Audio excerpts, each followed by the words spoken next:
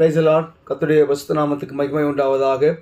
இன்றைய நாளுக்கான இறை வாக்கியம் அப்போஸ்தலனாகிய பவுல் 1 தீமோத்தேயுவுக்கு எழுதின நிருபம் 6ஆம் அதிகாரம் வசனம்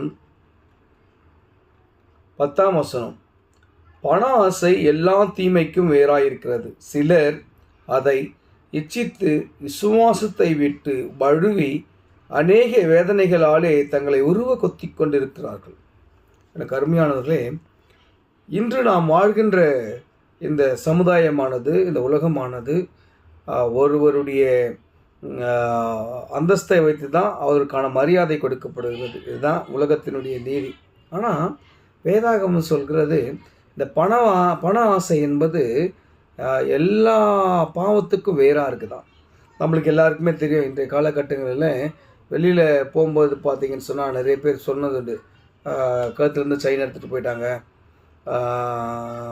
பைக் திருடு போயிடுச்சு, இப்படி அநேக கர்த்தருக்கு விரோதமான காரியங்கள் நடக்கிறதை நாம் பார்க்குறோம். இது எல்லாத்துக்குமே என்னடா அப்படின்னா பண ஆசை தான்.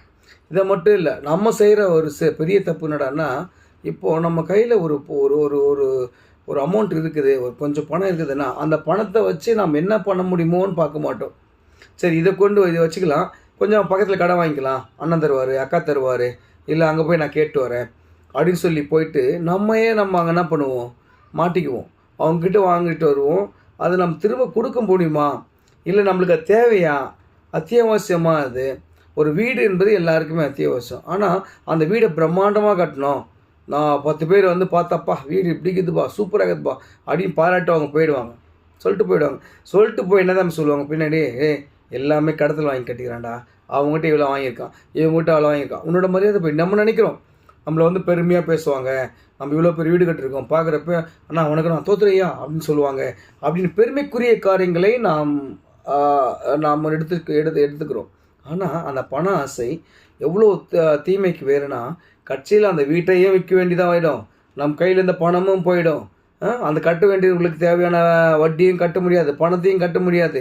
இப்படி போய் நாம் சிக்கிக்கொள்வோம். எனக்கு அருமையானவர்களே, கடவுள் சொல்கிறாரு, இந்த பண ஆசை என்பது எல்லா தீமைக்கும் வேறாக இருக்குது. அதனால் நீங்கள் அதில் ஆசை கொள்ளாமல் நீங்கள் என்ன பண்ணணுன்னா நீதியை நோக்கி, அதுக்கடுத்து கீழே வசனமெல்லாம் படிச்சுட்டு வாங்க. அழகாக சொல்கிறார், அன்பு, நீதி, இதை நோக்கி நீங்கள் என்ன பண்ணுங்கள், நல்ல போராட்டத்தை போராடி நித்திய ஜீவனை நோக்கி நீங்கள் ஓடுங்கன்னு சொல்லி பவுல் அழகாக சொல்கிறார். எனக்கு அருமையானவர்களே, பணம் தேவை தான், நம்மளுக்கு என்ன தேவையோ அதுக்கு மட்டும்தான், அளவுக்கு மிஞ்சி போகக்கூடாது.